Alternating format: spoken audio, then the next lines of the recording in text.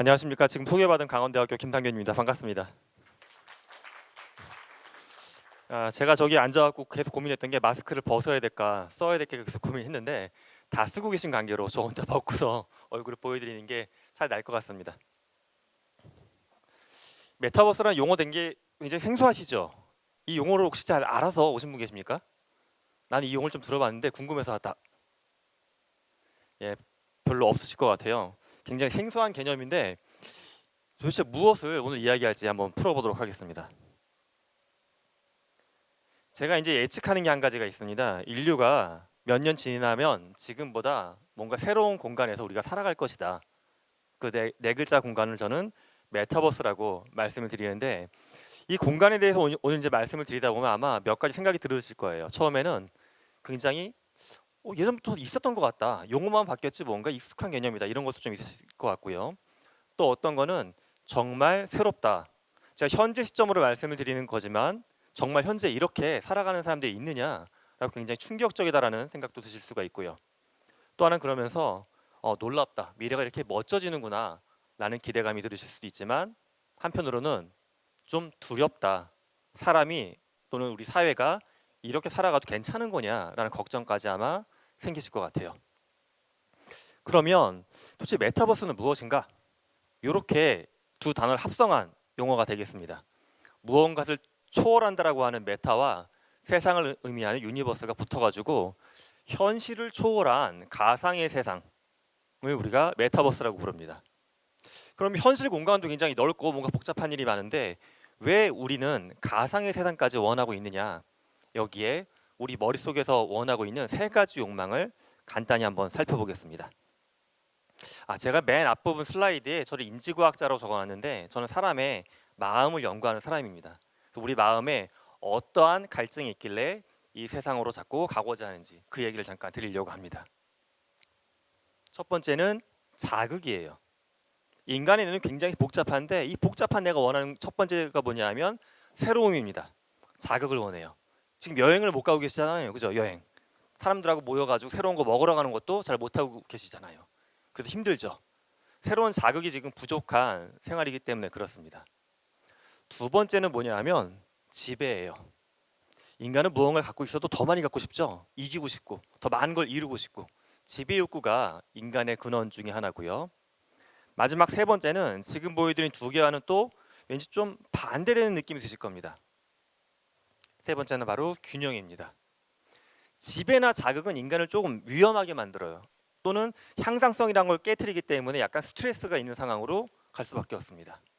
새로운 공간 여행을 가면 즐겁긴 하지만 뭔가 좀 불안한 마음도 있죠.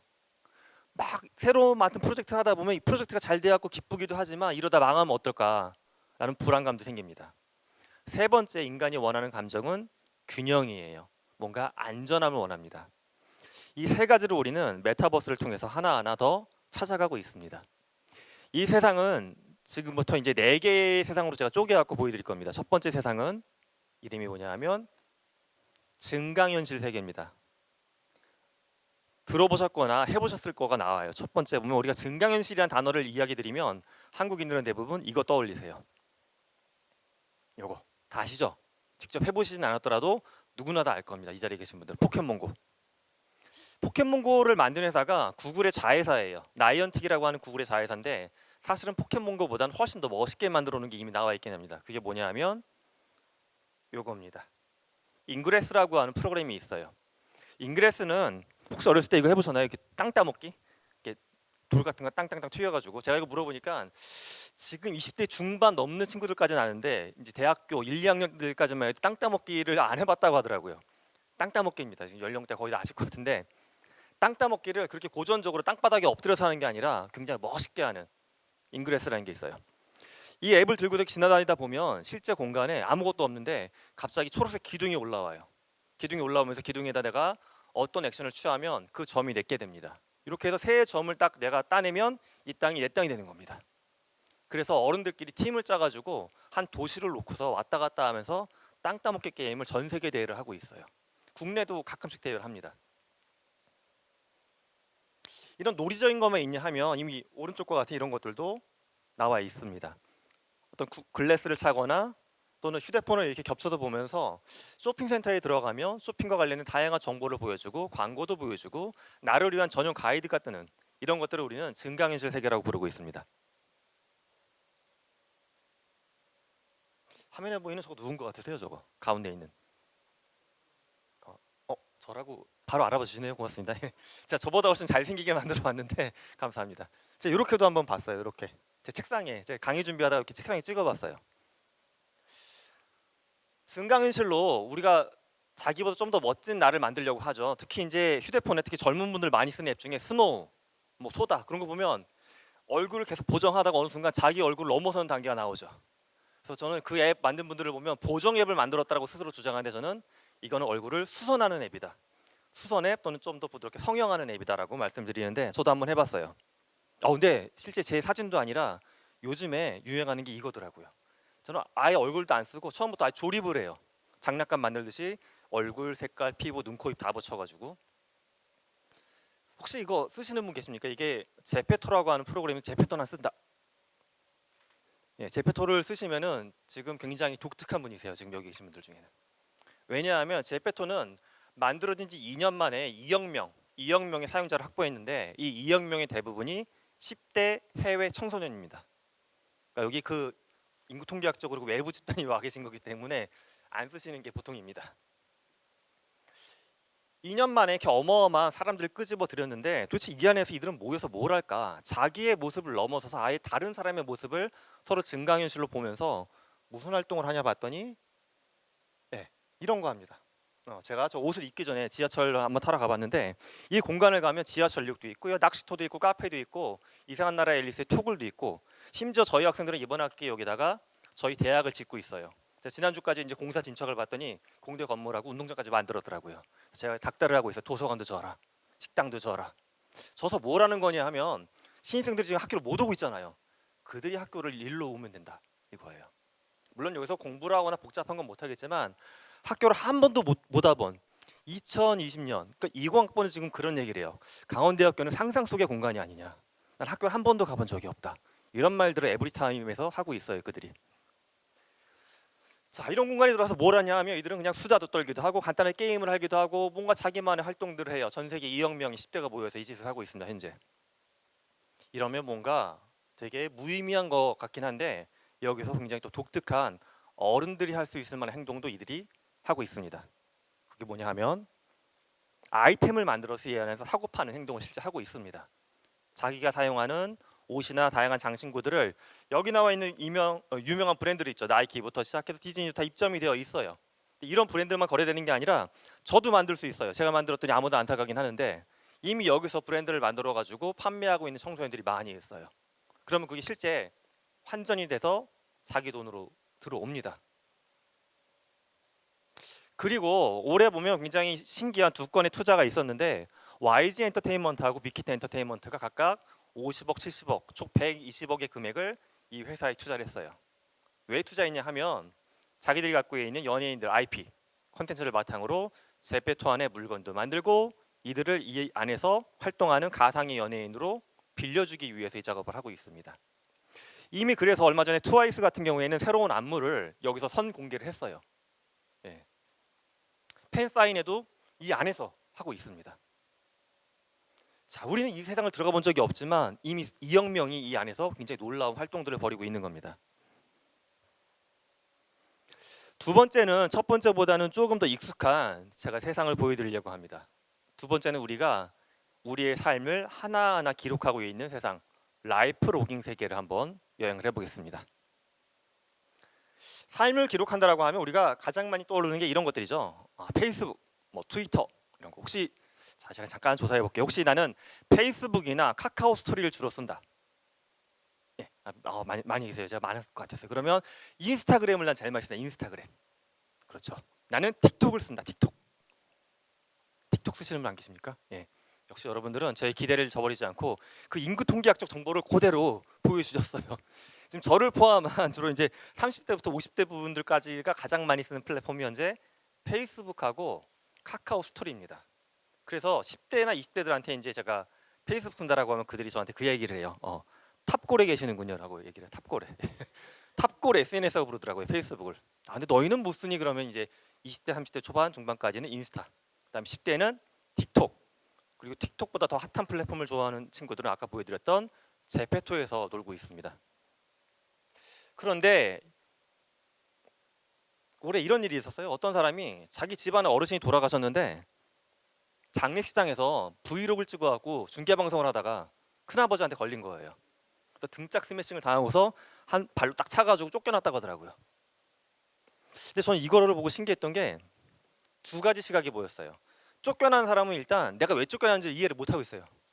이건 브이로그인데, 일상인데, 내가 딱 시체를 찍은 것도 아니고 애도하는 사람들의 표정을 잔잔하게 담아서 못 오신 분들한테 공유하려고 했던 건데 이게 뭐가 나쁘지?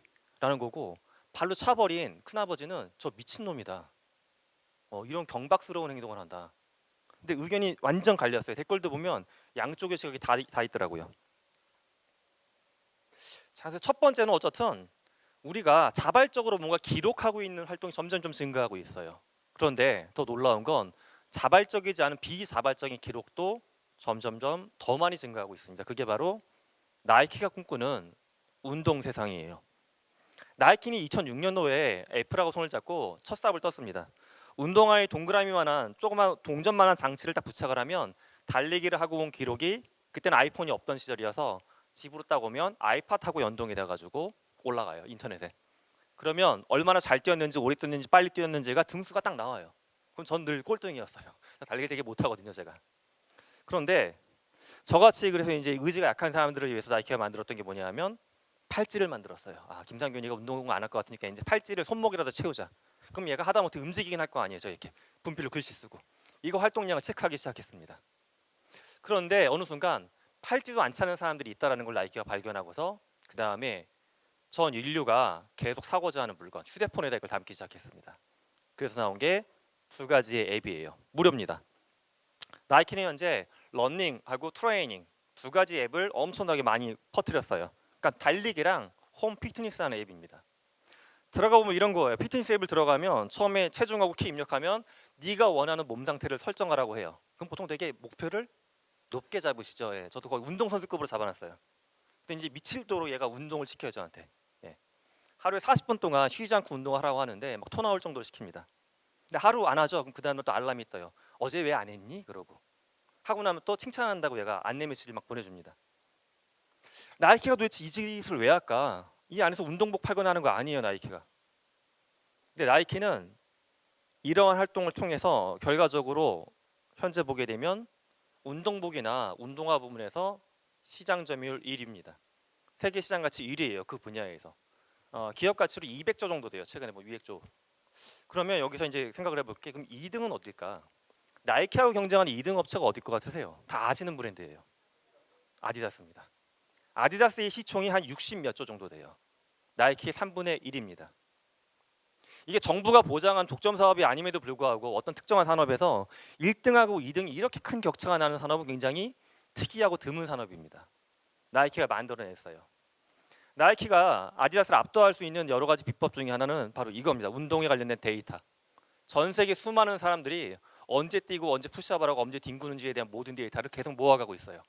그걸 바탕으로 40대 김상균 교수가 팔면 입을 운동화, 운동복을 만들고 제가 뛰어다니는 공간에다 광고를 더 많이 걸 수 있는 겁니다. 이게 바로 라이프로깅 세계의 무서움이에요. 우리가 알게 모르게 공유하는 정보들을 통해서 기업들은 더 많은 가치를 창조해내고 있습니다. 세 번째 세계를 들어가 볼까 합니다. 세 번째 세계는 거울로 비춰보는 세계예요. 자, 거울로 비춰보는 세계. 일상적으로 굉장히 많이 쓰는 거고요.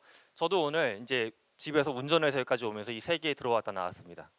거울 세계는 뭐냐 하면 대표적인 게 바로 얘입니다. 카카오. 카카오톡 안 쓰시는 분 계실까요? 혹시 난 카카오톡 안 쓴다. 네. 카카오톡은 한국인 중에 휴대폰을 갖고 있는 분들 중에 94.4%, 거의 다 쓴다고 보시면 돼요.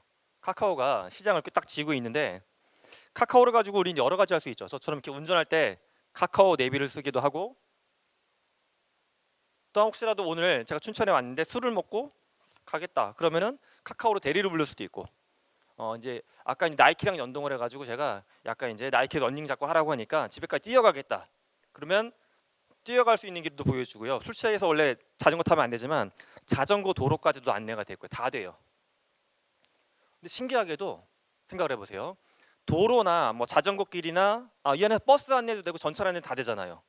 전철이건 버스건 간에 카카오가 만든 게 있습니까 없습니까? 그들은 아무것도 만든 게 없어요. 그런데 우리는 카카오를 통해서 전철을 보고 카카오를 통해서 길을 보고 카카오를 통해서 택시를 찾죠. 바로 이런 거를 거울 세계라고 부릅니다.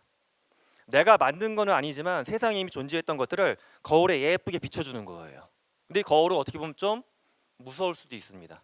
왜냐하면 나는 거울을 통해서 세상을 보다 보니까 막상 세상에서 진짜가 아니고 일부의 약간 왜곡된 부분을 볼 수도 있는 문제점도 있어요. 그래서 등장하는 게 바로 이런 것들에 대한 사회적인 시각이 좀 그런 게 있습니다. 에어비앤비, 지구상에서 가장 큰 호텔이라고 하죠. 예, 뭐 갖고 있는 업소만 해도 수백만 개 이상 될 겁니다. 코로나가 터지기 전에 제가 작년에 유럽으로 출장을 갈 일이 있어서 객기를 부려갖고 성에 한번 묵어보고 싶었어요. 캐슬. 그래서 찾아봤더니 정말 성이 나옵니다. 예. 근데 공무원이니까 1박에 10몇만 원까지인가 되거든요. 근데 봤더니 캐슬은 한 30만 원 주면 예약이 돼요, 진짜로. 캐슬이 와 그래서 근데 제가 좀 소심해서 예약은 못했는데 캐슬이 있더라고요. 배달의 민족을 여러분들은 이렇게 주문할 때 쓰는데 배달의 민족을 처음 쓰는 사람들이 있죠. 유치원생들 이제 글씨 이제 알아가지고 초등학교 들어갈 만한 애들한테 배달의 민족을 딱 주면서 주문해봐라. 그 다음에 너 이게 뭐라고 생각하냐면 지구상에서 가장 큰 식당이네. 왜? 이모 이 안에 보면 없는 음식이 없잖아. 다 갖다 주잖아. 근데 되게 신기해. 메뉴가 수천 개가 넘어. 뭐 이렇게 이야기를 해요. 애들은 그거를 하나의 큰 식당으로 인식을 합니다. 예. 그런데 그 뒤에는 여러 가지 문제점들이 존재하긴 하죠. 배달의 민족의 음식을 주문하고 나면 귀엽게 생긴 오토바이가 저희 집까지 총총총총 오는 게 보여요. 눈 오는 날, 비 오는 날 뭐 미끄러지고 사고가 나고 이런 거 전혀 보여주지 않습니다. 그죠? 15층에 엘리베이터 고장났을 때 그분이 짜장면 두 그릇을 들고서 열심히 올라오는 모습은 절대 보여주지 않아요. 그죠? 아름다운 결과만 보여줍니다. 바로 이게 거울 세계가 담고 있는 문제점이기도 합니다. 세상을 굉장히 효율적으로 우리한테 전달하기도 하지만 때로는 그 뒤에 있는 많은 것들을 숨기는 역할도 동시에 하고 있습니다.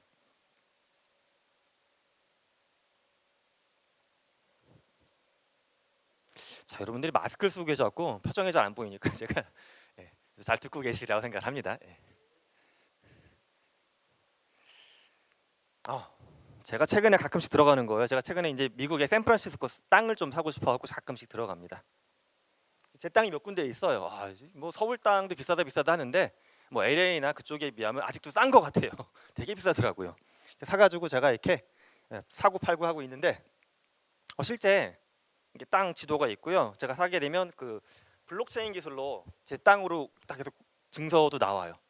그런데 신기하게도 이게 약간 어렸을 때 해보셨을 부루마블 같은 식이에요. 실제 법적으로는 제 땅은 아니죠. 근데 여기 들어가 보면 업랜드라고 하는 작년 정도에 생긴 스타트업이 하고 있는 건데 한 5조 원 정도의 자산을 갖고 있는 EOS라고 하는 암호화폐 회사가 있어요. 거기서 출자해서 만들어진 회사입니다. 근데 이 회사는 굉장히 독특한 사업 모델이에요. 부루마블 게임을 실제 지도를 놓고 합니다. 현재는 샌프란시스코하고 뉴욕 쪽 지도가 깔려 있어요. 들어가면 일단 제가 돈이 없으니까 처음에 돈을 약간 줘요.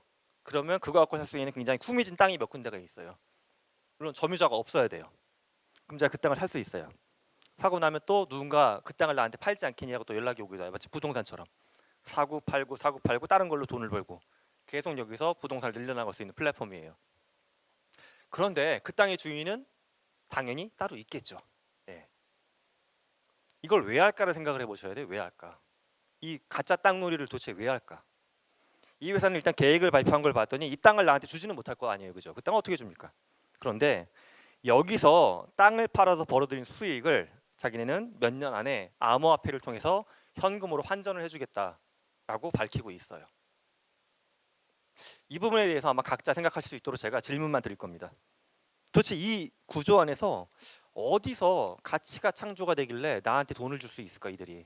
요거 한번 오늘의 화두로 갖고 가보시기 바랍니다. 네 번째 세상을 들어가 보려고 합니다. 네 번째 세상이 가장 큰 세상이에요. 가상의 세계입니다.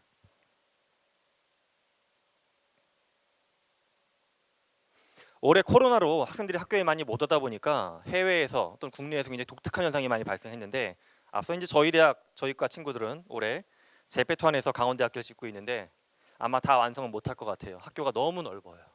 너무 넓어서 완성 못할 것 같은데, 이 큰 프로젝트를 끝낸 친구들이 있기도 하더라고요. 제페토랑 약간 비슷하긴 한데 마인크래프트라고 하는 회사가 있습니다. 플랫폼이 있는데, 이게 몇 년 전에 빌 게이츠 회장이 3조 1천억 정도에 인수했어요. 근데 달랑 그 회사가 갖고 있는 건 게임 한 종류였어요. 게임 하나. 그게 마인크래프트예요. 그러니까 회사 이름은 못장이라는 회사였고 게임이 마인크래프트였는데, 바로 이런 걸 만드는 프로그램이에요. 일단 화면만 딱 보시면 어떠세요? 느낌? 뭔가 재미가 있거나 되게 세련됐거나 신기하거나 이런 느낌이 별로 안 들어요. 처음에 게임을 안 하시는 분들이 이게 일종의 게임으로 분류하고 있는데, 이걸 딱 보시면 굉장히 의아해하시는데, 얘는 사운드도 굉장히 후지고 그래픽도 되게 이상하고 되게 재미가 없다, 되게 엉성하다. 그래서 제가, 그런데요, 이거를 몇 년 전에 빌 게이츠가 3조 1천억 원에 샀다라고 하면 그 사람 미쳤나 보다 이제 라고 얘기를 하시는데, 빌 게이츠가 몇 년에 했던 선택 중에 굉장히 성공적인 선택으로 이미 평가가 됩니다. 왜냐하면 이 마인크래프트라는 프로그램은 역사적으로 만들었던 게임 중에 가장 많은 양이 판매가 됐어요. 점점 판매량이 증가해가지고. 뭐라는 거냐? 그래픽적으로 이렇게 예쁘지 않은 이 게임에서 사람들은 자기만의 세상을 직접 만들어냅니다. 그래서 이제 올해 있었던 게, 왼쪽에 보게 되면 벽돌색 건물이 위아래가 보이는데, 위쪽이 실제 학교이고요, 아래쪽이 마인크래프트 안에서 학생들이 만들어 놓은 건물입니다. 몇몇 대학에서 저런 일이 발생했는데, 대학에 못 오니까 누가 시켜서 한 것이 아니라 학생들이 자발적으로 그 안에다가 자기 학교를 짓기 시작을 한 겁니다. 심지어 학생 식당도 짓고, 미국에는 보면 학교 안에 트럭들이 많이 들어와 있잖아요. 푸드트럭 같은 거. 푸드트럭도 똑같은 위치에다 똑같이 만들어 놨어요. 그 옆에 있던 것은 올 여름쯤에 일본에서 초등학생들이 만들어 놓은 학교예요. 학교 뭐 졸업식도 하고 해야 되는데 졸업식을 못 하니까 이들이 만들어 놓은 게 뭐냐 하면, 먼저 자기가 졸업장을 줬어요. 졸업식장을 그 안에다가. 그리고 그 역으로 선생님들을 초청을 했어요. 선생님이 마인크래프트가 뭐니? 내가 알려줄게요 선생님들. 해서 설치하는 법, 들어오는 법 안내해가지고 그 10대 아이들이 졸업식장을 만들어 놓고 선생님을 역으로 초대를 한 겁니다. 이게 별거 아닌 거라고 생각할 수도 있지만 저는 굉장히 놀랐습니다. 이유가, 만약에 제가 초등학교를 다니던 30 몇 년 전에 이런 팬데믹이 발생했다고 하면, 과연 나는 친구들하고 졸업식장을 꾸미고 선생님은 어떤 식으로 간에 그걸 초청할 수 있었을까? 상상도 못할 일이에요. 그런데 아이들은 9,900원짜리 소프트웨어 산 거 갖고서 이 일을 해냈습니다. 마인크래프트보다 당장 조금 더 집중해서 보셔야 될 게, 얼핏 보면 똑같은 것 같은데 굉장히 다른 게 있어요. 로블록스라고 하는 회사가 있습니다. 로블록스. 이 회사는 겉보기에는 마인크래프트랑 거의 똑같아요. 블럭을 쌓아가지고 나라를 만들고 그 안에서 되게 시덥지 않은 놀이를 아이들이 하고 있어요. 근데 시덥지 않은 놀이에 빠져 있는 아이들이 얼마나 많이 하면, 로블록스는 사실 국내에서는 인지도가 굉장히 낮습니다. 근데 미국에 16세 미만 아이들 중에 로블록스 가입자가 한 55%가 넘어요. 그 말은 뭐냐 하면, 미국 아이들 중에 둘 중에 하나는 로블록스를 자기의 메인 취미입니다. 미국 청소년들은 이미 유튜브를 덜 보기 시작했어요. 국내에서는 올해부터 시작해서 초등학교, 중학교 교사분들한테 유튜브에 대한 리터러시 교육을 하기 시작했어요. 이제 아이들한테 유튜브 보는 법, 쓰는 법 알려주라고. 그런데 미국은 오히려 흐름이, 아이들은 유튜브보다 2.5배의 시간을 여기서 콘텐츠를 만들고 즐기는데 시간을 보내기 시작을 했습니다. 시간이 상대적으로 줄어들고 있어요. 로블록스에서 이들은 뭘 하냐? 마인크래프트처럼 그 안에다가 자기의 뭐 놀이동산도 만들고 게임도 만들고 학교도 만들고, 아이들이 많이 한다라고 저도 들어가 봤더니 감옥이 있더라고요. 감옥 탈출하는 게임도 해요. 학교를 만들어 학교를 탈출하는 게임도 자기들끼리 하고 있고. 그런데 마크하고 굉장히 다른 점 중에 하나가 뭐냐 하면, 오른쪽에 보이는 경제 구조가 들어와 있어요. 로벅스라고 해서 화폐 이름이 있는데, 로벅스라는 화폐를 가지고서 저 안에서 뭔가 상거래를 할 수 있게 짜져 있습니다. 남이 만들어 놓은 거를 뭔가 저 로벅스라는 돈을 지출해서 아이템을 그 안에 살 수도 있지만, 자기가 나라를 만들고 게임을 만들고 아이템을 만들어서 팔기도 해요, 아이들이. 미국 청소년 중에 제가 봤던 외국 자료 중에는 보면 연 매출이 10억 원이 넘는 청소년들도 나오기 시작했어요. 저거 판매를 해가지고. 그러니까 10대 청소년인데 직원들을 두세 명 고용을 했더라고요. 저 안에서 아예. 이 회사는 현재 아마 12월 정도, 그러니까 다음 달 정도에 미국의 증시에 상장이 될 겁니다. 상장하기 전에 밸류에이션을 제가 확인한 바로는 8조, 4조, 그러니까 마지막 라운드 투자받았던 게 밸류에이션 4조로 투자받은 걸로 기억을 하고 있고, 물론 뭐 회사의 바람일 수도 있겠지만 어쨌든 시장 가치가 이제 8조 원 가까이는 올라간다라고 평가를 받고 있습니다.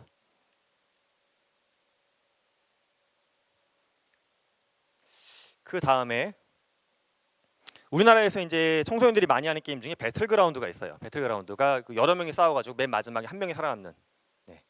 흔히 뭐 치킨 먹었다 하는 그 게임인데, 비슷한 플레이 규칙을 가지고서 미국에서는 사실 배틀그라운드보다 훨씬 더 인기가 많은 게 화면에 보여드리는 포트나이트라는 게임이 있습니다. 근데 이 게임은 굉장히 독특한 게 이 안에서 총싸움 말고 다른 활동들을 많이 하기 시작했어요. 뭐냐 하면 이런 겁니다. 포트나이트 안에 마치 제페토라는 플랫폼 안에 여러 브랜드들이 입점한 것처럼 포트나이트 안에 이미 뭐 나이키나 마블 등이 들어와 있어요. 나이키는 뭘 하냐 하면, 나이키는 아까 말씀드린 대로 운동복하고 신발 같은 거 팔잖아요. 나이키 아이템을 착용하면 저기도 달리기를 더 잘하게 돼요. 이런 거. 또는 저기서 마블의 아이템을 사게 되면, 마블은 약간 전사잖아요, 개념이. 무기 같은 거를 마블 브랜드로 판매하기 시작했습니다.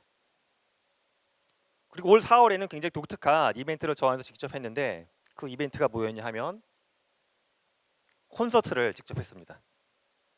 화면에 보이는 이 거인 몸, 굉장히 큰 실제 캐릭터보다 훨씬 더 크게 키워놓은 이 사람이 누구냐 하면 스캇이라고 하는 유명 래퍼입니다. 래퍼가 4월에 콘서트를 하려고 했는데 팬데믹 상황이잖아요. 못 하잖아요. 그래서 포트나이트하고 같이 계약을 해가지고 여기서 콘서트를 열었습니다. 콘서트가 시작이 되면 스캇이 거인 정도의 몸의 크기로 굉장히 큰 덩어리 쫙 올라와요. 그러면 사방에서 다 보이죠. 게임하는 사람들이. 뭐 앞열 뒷열 개념이 없는 거예요. 다 볼 수 있어요. 노래가 바뀔 때마다 스캇의 모습도 바뀌고 옷도 바뀌고, 나중에는 여러 가지 시각적인 효과를 썼는데 맨 마지막 장면에는 이 플레이어들하고 스캇이 새로운 노래를 들으면서 우주 공간을 날아가는 이제 그런 것도 연출을 같이 했습니다. 이렇게까지 화려하진 않았지만 BTS도 이 플랫폼을 활용을 했어요.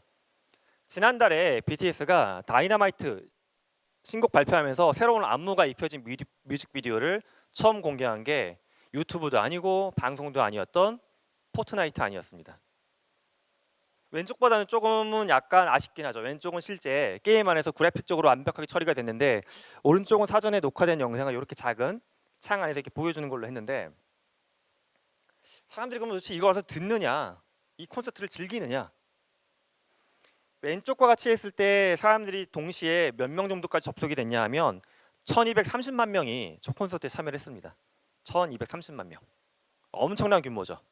지구상에 있던 그 어떤 콘서트도 동시에 그렇게 1000만 명이 넘는 인원이 참여했던 것은 없었습니다. 오른쪽에 있는 BTS의 소속사가 어딘지 알고 계시죠? 빅히트 엔터테인먼트. 혹시라도 뭐 빅히트의 주식을 갖고 계신 분이 계실 수도 있는데, 빅히트 주식을 이제 샀다가 주식이 좀 떨어져가지고 그러니까 젊은 친구들이 많이 슬퍼하더라고요. 지금 동학 게임이 하는 대학생들이. 자, 그들한테 이제 힘이 되라고 해준 얘기가 있는데, 그들이 너희들이 버티겠다라고 하면 버텨도 좋다. 이 정보를 가지고 버텨라. 팔아도 된다. 뭐냐 하면 BTS는 빅히트 소속인데, 빅히트가 굉장히 최근에 독특한 행보를 보이고 있는 게 있어요. 빅히트가 카카오나 뭐 네이버나 NC와 같은 IT나 플랫폼, 그다음 게임 회사에서 많은 개발자들을 데려오고 있습니다. 이들이 최근에 아티스트나 음반 제작자를 더 많이 고용하는 게 아니라 IT 개발자를 훨씬 더 많이 고용하고 있어요. UX 개발자 이런 사람들을. 어떻게 보면 되게 이상한 거죠. 우리가 봤을 때 빅히트는 연예 기획사인데 그들이 IT 개발자 데리고 가서 할 수 있는 게 도대체 뭘까? 홈페이지를 얼마나 예쁘게 만들려고. 그게 아닌 겁니다. 빅히트가 개발자들을 많이 끌고 가는 이유는, 빅히트는 이미 플랫폼을 하나 갖고 있어요. 위버스입니다. 이름이 위버스. 그래서 이 버스가, 뒤에 나오는 버스가 아까 보여드렸던 메타버스의 그 버스입니다.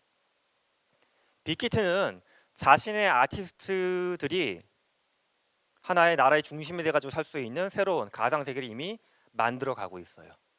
아직까지는 기능이 좀 애매한 면도 많이 있습니다. 그런데 점점점 좋아지고 있어요. 그 안에 들어가면 어떤 일을 할 수 있냐면 지금 나오는 이 BTS건 뭐 NCT건 뭐 여자친구건 간에 빅히트가 데리고 있는 아티스트들이 쭉 있고요. 그들하고 굉장히 근접한 거리에서 소통할 수 있는 기회들을 얻을 수가 있습니다. 그 플랫폼 안에서. 그들이 뭐 인스타나 페이스북보다 더 많은 트윗을 거기다 올리기도 하고요. 그 다음에 내가 댓글을 달면 그들도 또 굉장히 더 많은 빠른 반응으로 댓글을 달아주기도 하고요. 그리고 그 안에서만 살 수 있는 그들의 굿즈 같은 것도 나오고 있고요. 그 안에서만 볼 수 있는 클립, 또 그 안에서만 볼 수 있는 뮤직비디오 같은 것들도 제작이 되어서 공개가 되고 있습니다. 저도 가입이 되어 있어요. 위버스에. 빅히트는 장기적으로 이렇게 하려고 하는 것 같아요. 현재 보면 BTS 앨범을 만들어요. 그럼 유통을 누가 하냐? 주로 멜론 같은 데다 올려 할 거 아니에요. 콘서트를 한다 그러면 네이버나 또 팀원 같은 데도 티켓을 팔죠. 그게 싫은 거죠. 음악을 만들며 위버스 안에 들어와서 음악을 듣고 콘서트를 보고 싶으면 위버스 안에 들어가서 직접 티켓팅을 하고 송출을 어디서 할까? 송출도 유튜브에다가 괜히 남의 광고 깔아주면서 할까? 그렇게 하지 않고 송출까지도 위버스 안에서 끝내려고 하는 겁니다. 그러니까 팬덤들이 살아가는 모든 라이프 스타일 자체를 뭐 페이스북, 인스타, 뭐 유튜브, 네이버 스토어팜 이렇게 나누는 게 아니라 위버스만 들어오면 계속 살아갈 수 있도록 하나의 틀을 크게 만들어가고 있습니다. 화면에 보여드리는 요거 어디에서 나오는 캐릭터인지 혹시 아십니까? 이 캐릭터 아마 두 군데로 시야가 분산됐을 것 같아요. 그죠, 롤. 롤 맞습니다. 이 게임 캐릭터라고 인식하신 분도 계시고 저기 나와 있는 오른쪽 귀퉁이에 나와 있는 브랜드 로고 있죠.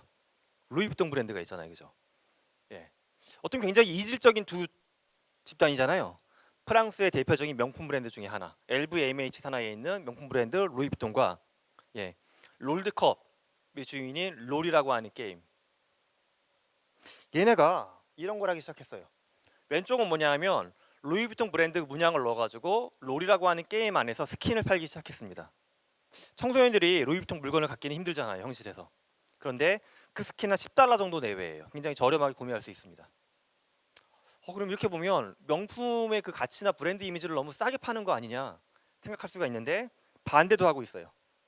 실제 매장에서 롤의 캐릭터나 문양이 들어간 브랜드를 만들기 시작했습니다.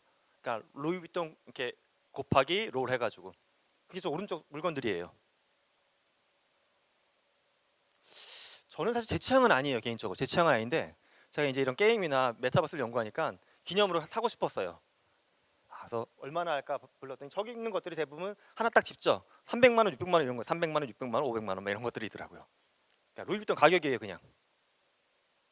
저게 팔릴까? 팔립니다. 루이비통은 이미 그 전부터 특이한 작업들을 했는데 2016년에는 이런 광고를 만들었어요.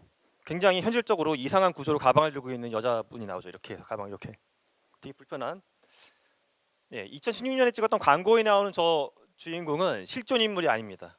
우리는 저런 캐릭터를 메타버스 안에서 살아가는 버추얼 빙, 가상의 존재라고 부릅니다. 버추얼 빙이라는 말 자체는 사실 작년까지만 해도 언론에 거의 나오지 않았던 말인데 올해는 굉장히 사용량이 증가하고 있어요. 버추얼 빙. 지난달인가 발표가 있었죠. 그 SM에서 에스파라는 걸그룹 만들었잖아요. 에스파. 또 얼마 전에 블랙맘마로 데뷔를 했는데 그 걸그룹을 보면 버추얼 빙 개념이 등장하고 있어요. 실제 멤버 4명이 있고 이 4명을 모티브로 해서 가상세계에 사는 멤버 4명을 만들었어요, 이미. 근데 물론 언론에는 좀 편하게 부르려고 아바타라고 표시를 하긴 하는데 정식적으로 이제 그런 캐릭터를 우리는 버추얼 빙이라고 부릅니다. 가상세계에 존재하는 독립적인 주체죠. 자, 저 캐릭터를 가지고서 루이비통은 2016년에 광고를 했고요. 프라다도 그 전에 광고를 또 만든 사례가 있습니다. 다른 기업 사례를 보면 프랑스에서만 이런 움직임이 있느냐, 옆 나라 영국을 보게 되면 영국의 대표적인 명품 브랜드 중에 하나인 버버리도 이런 작업들을 하고 있는데 버버리는 아예 메타버스를 직접 만들기 시작했습니다. 그래서 버버리가 지난 여름에 발표했던 메타버스는 뭐냐면 서핑하는 세계예요. 서핑하는 세상. 처음에 딱 서핑 세상에 들어가면 무료로 아이디를 주고 무료로 게임이 시작되는데 서핑할 때 입는 내 옷이나 서핑하는 장비들이 다 버버리 특유의 저 문양을 갖고 있습니다. 그래서 저거를 사용하도록 계속 유도를 하는 겁니다. 이쯤에서 이제 질문을 해봐야 돼요. 도대체 왜 명품 브랜드가 전혀 명품하고 무관할 것 같은 자꾸 이런 게임을 중심으로 한 가상세계에 관심을 갖고 있을까? 명품의 매출이 줄어들고 있지는 않아요. 줄어들고 있지는 않는데 어떤 고민을 갖고 있냐 하면 소비자의 나이대가 변화하고 있음을 그들은 감지하고 있습니다. 명품은 현재까지는 주로 나이가 많은 사람들이 소비하는 브랜드라고 인식이 되어 있는데 명품 브랜드들이 이제 시장의 흐름을 조사해 봤더니 앞으로 불과 한 5년, 10년 안에 명품 소비자의 절반 정도가 현재 M세대 또는 G세대라고 부르는 젊은 층이 될 것이라고 예상을 하고 있는 겁니다. 그럼 그들을 만날 수 있는 공간에 가서 명품 브랜드를 계속 알려야 되는데 그들은 더 이상 대형 백화점에 오지 않아요. 그들은 무신사에서 옷을 사서 입거나 하지 백화점에 와가지고 막 고르고 자판에서 싼 거 사고 이런 거 안 해요. 싼 옷 입으려면 그냥 무신사에서 주문하고 맙니다. 그들은 비싼 패션 잡지 보지 않아요. 예. 그들한테 어떻게 명품의 브랜드를 알 수 있을까 고민하다가 명품 회사의 생각은 그들이 주로 머무는 메타버스에 들어가겠다라고 결정을 한 겁니다. 그래서 이런 게임 안으로 들어간 거예요. 현명한 선택이었다고 보는 게 왼쪽에는 롤을 보게 되면 롤이 이제 세계 챔피언십이 있어요. 롤드컵이라고 부르는 대회가 있는데 롤드컵을 실제 중계 방송을 하면 결승전을 보는 사람이 대략 1억 명에서 한 100만 명 정도 빠져요. 한 9,800만, 9,900만이 동시에 접속해서 롤드컵 경기를 봅니다. 롤을 안 하시는 분들은 되게 이상한 것 같아요. 보면 그냥 게임하고 있는 걸 전 세계 1억 명의 인구가 도대체 왜 지켜보고 있어요, 이거를. 근데 그 비슷한 행동을 우리는 다른 데서 하고 있죠. 미국의 NFL 미식축구 경기 보게 되면 결승전 시청하는 인구가 9,800만 명 정도 된대요. 보고 있었잖아요. 약간 다른 맥락으로 가상 세계의 경기를 좀 더 많은 사람들이 보기 시작한 겁니다.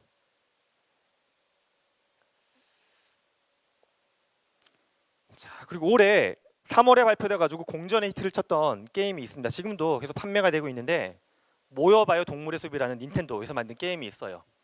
작년하고 비교를 해보면 닌텐도는 이 게임 하나만으로 올해 같은 기간 동안 매출이 108% 증가했어요. 창사 이래 최초입니다. 이 안에 사람들은 뭘 하고 있냐 하면 왼쪽과 같이 횟집을 만들거나 미술학원을 차리기도 하고 요게 나왔으면 밑에 걸 한번 보시면 됩니다. 바이든 후보는 지금 트럼프하고 대선에서 붙었던 바이든 후보는 이 모여봐요 동물의 숲 안에서 자기의 섬을 만들어서 여기서 선거 유세를 했어요. 만드는 게 어렵진 않아요. 게임 CD 한 장만 사면 됩니다. 5만 원 정도 주고 사면 자기의 섬이 생기거든요. 내 섬을 만들면 섬의 코드를 공유할 수 있어요. 섬의 코드 공유하면 저도 들어가 봤어요. 들어가 봤더니 바이든 HQ라는 섬이 있어요. 들어가면 왼쪽과 같이 선거 사무실이 있습니다. 들어가 봤더니 바이든 후보가 갖고 놀던 기차 장난감도 있고 대학 때 다녔던 학교 깃발도 있고 오른쪽에 나가보면 바이든 후보가 이렇게 돌아다니고 있어요. 만나면 뭔가 말도 해줘요. 예.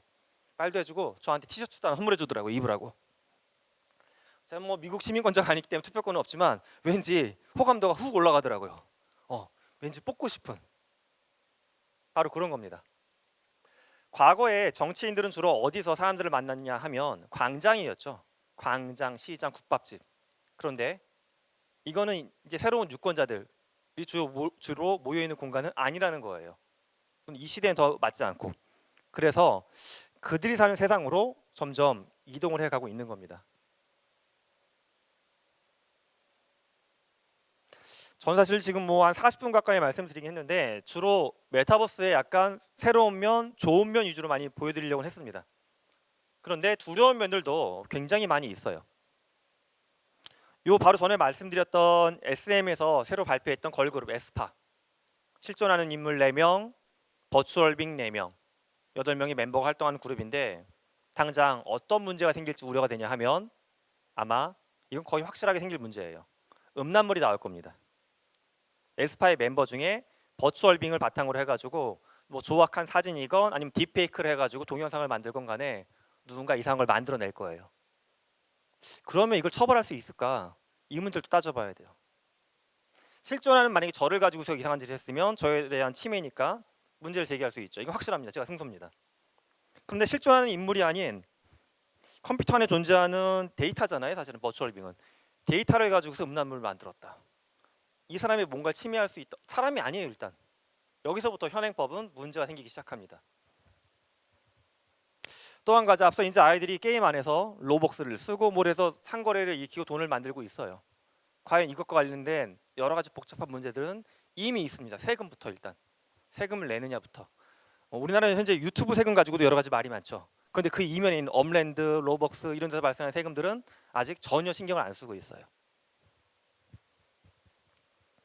뒤집어 보면 하나의 탈세의 공간으로 활용될 수도 있습니다. 증여일 수도 있어요. 제가 솔직히 마음만 먹으면 저희 아이디 만들어가지고 제가 저희 아이 걸 가지고서 뭔가 아이템 사주고 팔고 해가지고 탈세의 수단으로 악용할 수도 있겠죠. 그 안에서. 메타버스라는 개념이 처음 등장했던 것은 90년대 초반 정도 됩니다. 92년도인데 처음에는 소설 속에 등장하는 굉장히 특이한 상상의 무언가로 시작했던 게 92년도였어요. 메타버스라는 용어. 그런데 기술이 급변하면서 이게 어느 순간 우리 눈앞에 이미 다가와 버린 겁니다. 근데 문제는 이렇게 이거를 잘 활용을 해가지고 새로운 비즈니스를 만들고 더 많은 돈을 버는 기업들은 많이 있는 반면에 아직까지 우리는 이걸 사회적으로 제도적으로 어떻게 받아들일지를 준비를 잘 못하고 있는 거예요. 뭐 말씀을 이렇게 드렸지만 아직까지도 이게 좀 나는 손에 안 잡힌다. 정말 사람들이 앞으로 제가 보여드렸던 포트나이트 안에 더 많이 들어가고 로벅스 쓰면서 소비 생활하고 보이지도 않는 지도를 가지고서 뭔가 땅을 사고 팔고 이런 세계에 사람들이 더 많이 올라갈까? 그걸 잠깐 보면 우리가 다 알만한 세 개의 기업을 가지고서 이 얘기를 정리를 해볼까 합니다. 일단 저 위에 있는 스페이스X, 우리한테는 테슬라로도 유명한 일론 머스크의 회사죠. 우주 개발하는 회사. 일론 머스크의 스페이스X가 최근에 올해 벌였던 일들 중에 여러 가지 활동이 있어요. 그 중에 이제 뭘 했냐 하면 일론 머스크가 갖고 있는 꿈 중에 하나는 사람 목 뒤에다가 마치 그 매트릭스처럼 신경칩을 꽂는 거예요. 이거를 뭐 뉴럴링크라고도 부르기도 하고 BCI라고도 부르기도 하는데 여기 딱 콘센트를 꽂아가지고 뇌하고 직접 연결하는 걸 매트릭스를 만들려고 합니다. 어디까지 현재 진도가 나갔냐 하면 돼지한테는 실험 어느 정도 성공했어요. 돼지한테. 이제 유튜브에도 영상이 있습니다. 돼지가 킁킁킁킁 거리죠. 그럼 돼지가 좋아하는 부분에 뇌가 스캔이 되고 반대로 자극을 주면 아무것도 없는데 돼지가 또 그렇게 반응하기도 하고 그런 걸 만들어내기도 했고요. 또 한 가지는 일론 머스크는 위성에 대해서 굉장히 집착을 많이 하고 있어요. 그래서 이미 민간 기업으로서 위성을 300개 정도 쌓아 올렸고요. 앞으로 총 쏘아 올릴 위성이라고 계획을 잡은 게 12,000개입니다. 좀 비현실적인 수치이네요. 이건 제가 봤을 때는. 좀 더 현실적인 계획을 갖고 있는 회사들도 있어요. 아마존을 대학생들한테도 아마존이 무슨 회사냐고 물어보면 주로 책 파는 회사 또는 미국 갔다 온 친구들은 미국에 갔더니 아마존 편의점 같은 거 많이 있으니까 물건 파는 회사. 아마존은 물건 파는 회사가 아니에요.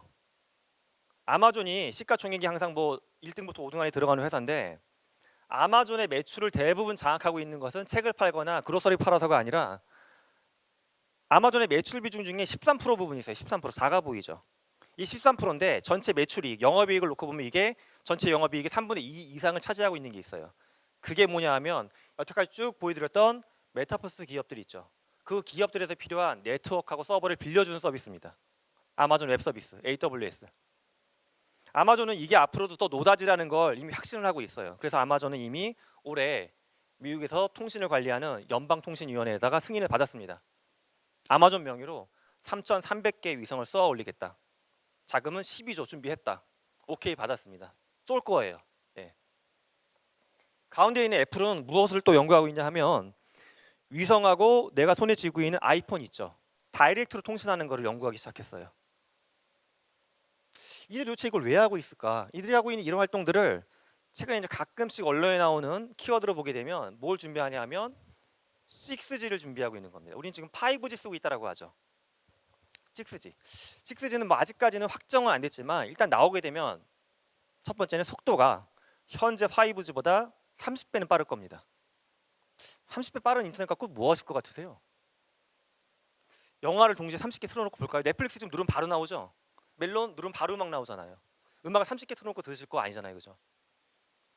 그 또한 6G가 되면 좋아지는 점이 지구상에 네트워크가 안 닿는 음영 지역이 아예 없어져요.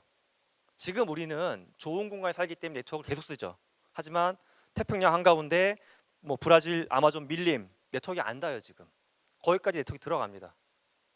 그리고 운전하고 오다 보면 길이 가끔씩 이상한 데가 있죠. 나는 바다 위를 운전하거나 이렇게 강 위에서 차가 가는 것처럼 보이잖아요. 오차. 이 오차가 거의 없어지는 거예요. 몇십 센치 안으로 오차가 들어오는 겁니다. 이들이 이걸 만드는 이유는 지금보다 내비게이션을 더 잘 만들어 주려고, 지금보다 더 빠르게 영화를 넷플릭스를 보여주려고 하는 게 아니에요. 앞에 보여드렸던 메타버스 세계들, 아직은 우리가 손에 안 잡히겠지만 VR이건 고글 형태건 간에 무언가를 뒤집어 쓰고 일론 머스크가 꿈꾸는 뒤에 꽂구해가지고 우리의 삶을 가상세계로 완전히 보내버리기 위해서 이걸 선투자하고 있는 겁니다.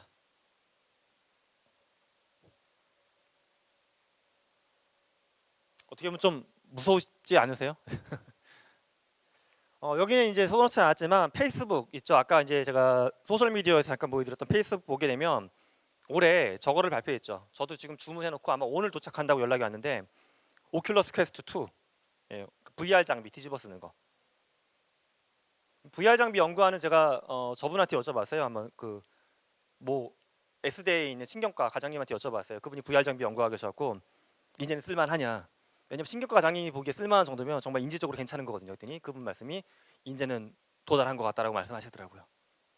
도달했다는 무슨 말이냐면 딱 썼을 때 진짜인지 아닌지 모른다. 이거는 아직까지 좀 더 필요하지만 쓰고 있을 때 뭔가 어색해서 못 쓰겠거나 답답하거나 이런 것들은 이제 굉장히 많이 떨어졌습니다. 쓰고 있으면 목이나 눈의 흐름에 따라 갖고 자연스럽게 영상이 펼쳐지고요.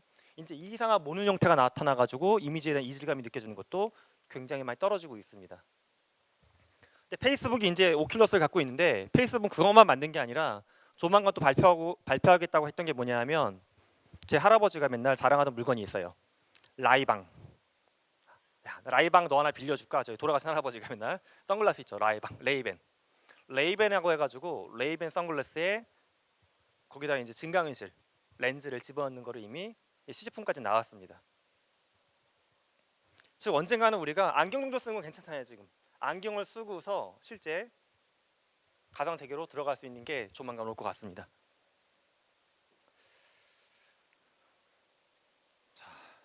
마지막은 제가 오늘 말씀드렸던 것을 좀 자세하게 정리했던 책이 한 열흘 정도 후면 실제 나올 것 같습니다. 이 책을 또 필요하신 분 나중에 한번 찾아서 보시면 도움이 되시지 않을까 생각을 합니다.